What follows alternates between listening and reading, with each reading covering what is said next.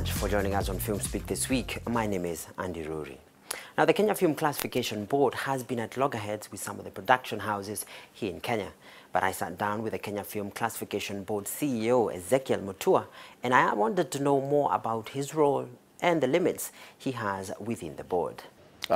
Kenya Film Classification Board is a statutory body, a state parastatal under the Ministry of Sports, Culture and the Arts, formed under Cap 222 of Film and Stage Plays, and mandated by that law to regulate the creation, distribution, broadcasting and exhibition of films in the country to ensure that they conform to our moral values.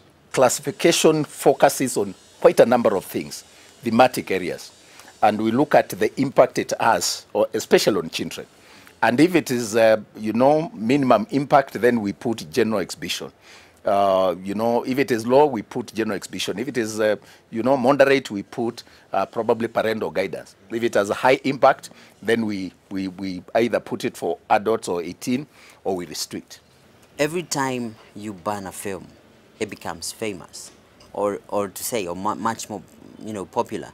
What are the steps or regulations you've taken to ensure that the film does not get to the hands of the people that you said no to?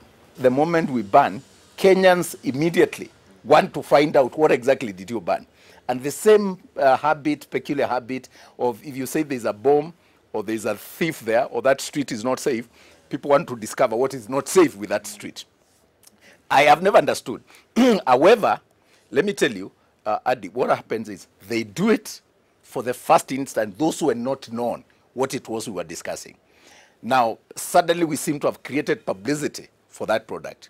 But the moment they go, they actually confirm what we were saying, that there's actually something dangerous, something unfit for their consumption, and they do not check again. You say that you want to target 165 billion shillings income from the film industry. How far into that are you? Let me put it in perspective. I was actually articulating the potential of the film industry to contribute to the GDP of this country. And that potential is even much higher. Right now, from the statistics and the survey that has been done, it's actually projected as about 200 billion per annum. But that is only the potential. The reality and what is going on right now, either because of lack of incentives or challenges that the industry is facing, as a movie maker, we're not doing much, despite the fact that we have the best filming location in the world. The best. We have the coastal beaches, we have the Rift Valley, we have the Masai Mara with the wild beast migration, which has been touted as the eighth wonder of the world. However, I can say those statistics do not now translate to the reality. And even though we projected at the beginning of the year 165 billion, then potentially that is what can be achieved. But in reality, we are doing much, much less. And why we were pronouncing those statistics was to encourage the government and other stakeholders to take advantage of the things that are working right for this country. The story, the Westgate saga story, it happened here in Kenya, but international filmmakers wanted to make that story here, but they say that they're going to do it in South Africa. Why would they do that? This is a business. So if you want to produce a movie like The Westgate and tell that story, as a producer, you also negotiate with the government. You also, so we never quite lost. I think the statement that was made, there was a threat to do it elsewhere. If the government is not going to facilitate the conducive environment and give the supportive facilitation that is required for that movie to be shot in Kenya to make business sense for those who are shooting, the threat was then we can shoot it from South Africa. But we never quite lost it.